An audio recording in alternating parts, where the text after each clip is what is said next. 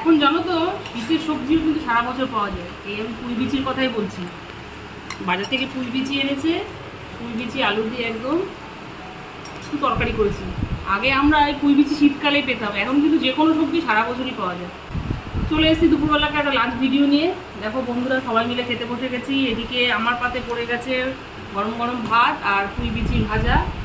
এদিকে কর্তা মশাইও বসে পড়েছে। কি দিয়ে খাচ্ছ বলো? পুঁই বিচি দিয়ে। পুঁই বিচি দিয়ে। আর ওই দিক দিয়ে আমার জামাইবাবু বসে পড়ে আছে। কি দিয়ে নিয়েছো? আমি নিয়েছি ওই যে তোমার আমুদি মাছের ঝাল। আমুদি মাছ দিয়ে নিয়েছে। তিনি বলেছে আমাকে পুঁই বিচি দেবে না, আমি আমুদি মাছের ঝাল দিয়ে শুরু করবো।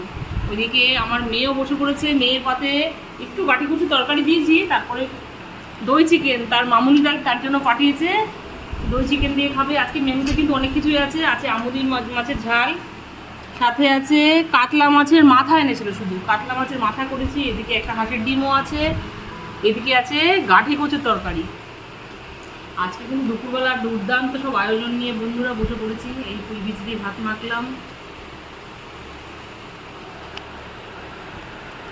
শীতকালে তো পাবোই, এখন খেয়ে নি। যতই বলে বন্ধুরা শীতকালের স্বাদ শীতকালেই পাওয়া যায়।